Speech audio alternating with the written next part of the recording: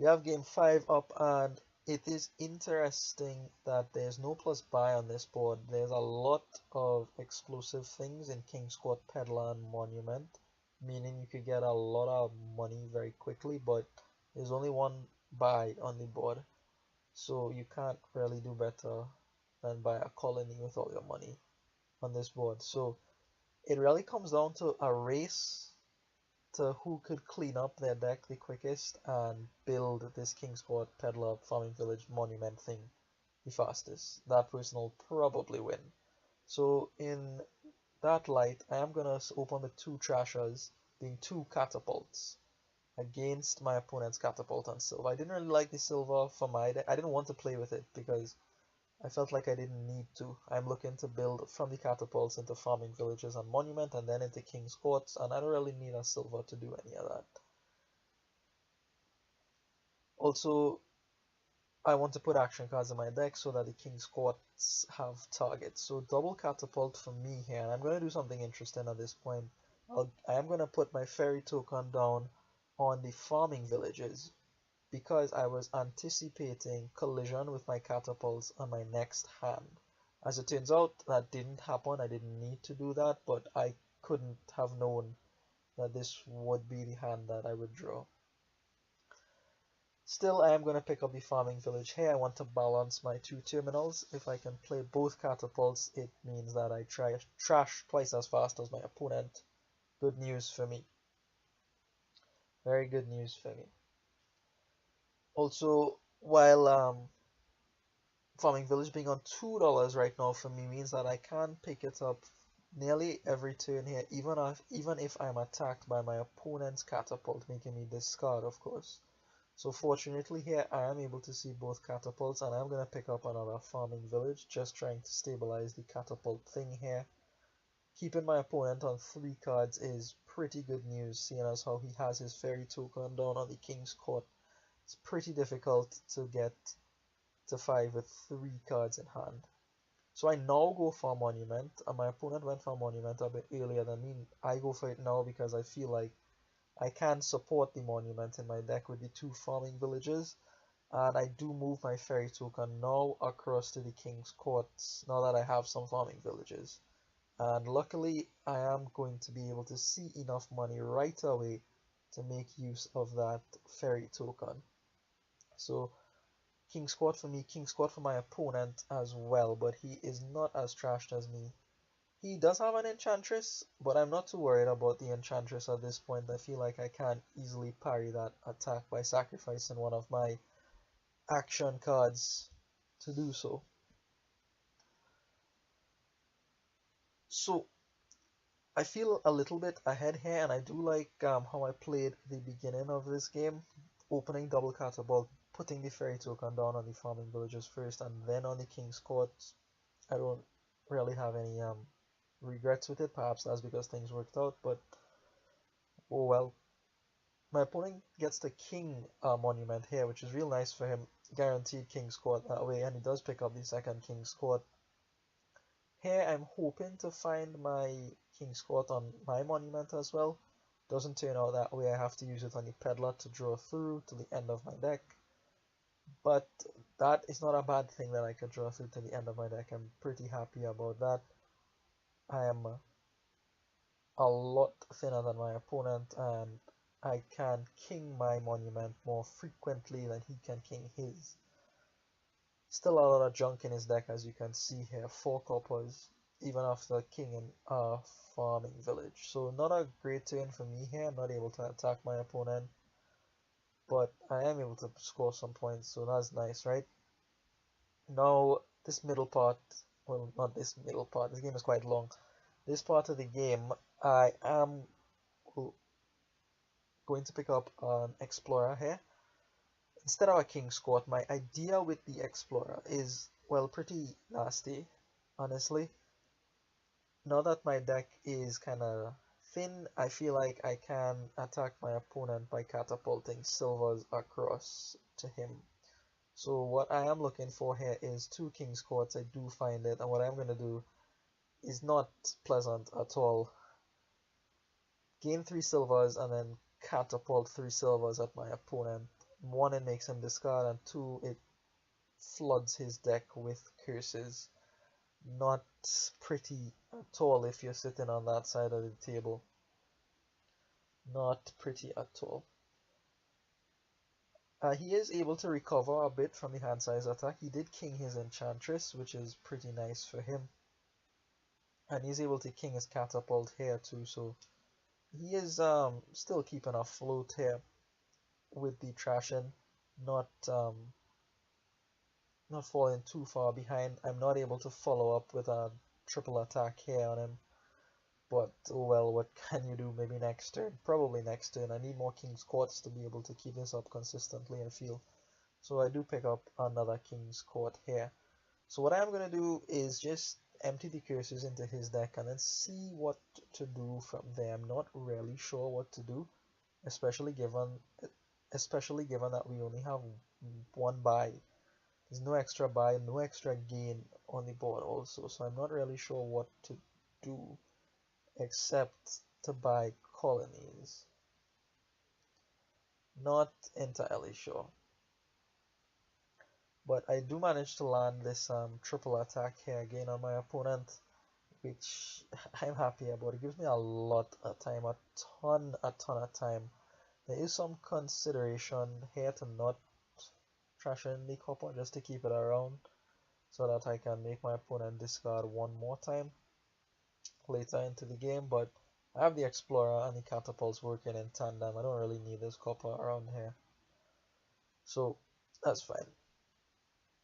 So 15 here, I considered platinum. I could buy another King's Court, but I'll probably get to the King's Court next turn anyway. So wasn't really sure what to buy here. I do buy a peddler because I look at my deck and I realize I don't really have too many plus action cards to king. I only have a couple of farming villages and a peddler.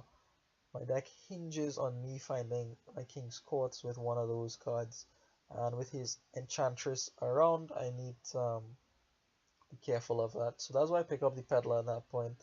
I will pick up the last King's Court here. And still I'm able to land the triple attack on my opponent, which is that's pretty nice. I've almost emptied the cursors into his deck at this point, and he is set back a long way right now. I have liberty to do whatever it is I want on this board. Freedom, true freedom to do whatever I want. I can even play the second catapult for some money now that I need it. Anyways, last King's Court for me, just because I don't want my opponent to have more King's Courts than me. And now, well, I don't know what to do. Like, I actually don't know what to do. I have no idea what to do. I'm playing around the Enchantress attack pretty easily at this point. Not worried about that at all. And, well, what I eventually decide to do turned out to be not good at all. I decided to go for colonies. Now, I looked at the deck and I thought that it can't buy 8 colonies, and that's something I would need to do to end the game. Need to buy 8 colonies. I thought that it couldn't buy 8 colonies, but I still went for it because I couldn't find anything better to do. And what happens in the rest of this game is very instructive to well, new players mostly, because experienced players won't make the same mistake that I made here. So I go after the colonies. My opponent replies by not touching the colonies at all, and instead just playing to clean up their deck and to play a lot of monuments. If you notice, I only have the one monument. My opponent has 3 of them. I could be picking up monuments here. I thought about it, but it didn't really seem too attractive. I felt like if I could empty the colonies fast enough, the monument points don't really matter. I have a gigantic lead as is. I could probably get close to emptying the colonies or emptying it entirely. Not have to worry about that. So I continue along my colony path while my opponent continues building and building to score points via monument. So this is what you have to do, right? There is no 50% lock on this board because Monument, you always get points regardless of how many times you play it. You can't run out. There's no like half of infinity is still infinity. So he's doing the correct thing, right? As long as the game is going on, he could potentially keep scoring points on monuments and take over my score. So he's doing the right thing here. Slowly but surely he is getting clean. He's catapulting 3 curses out of his deck. He's starting to put King's Court on Enchantress and get massive draw. Here I stall, and I have to actually play an Explorer to gain a silver here, which is not good to buy a colony. So 4 colonies for me. I need to be able to buy 4 more. I'm not actually sure if my deck could do this. I don't really have the money. Perhaps I should have picked up a platinum at some point. That would help with the colony buy-in.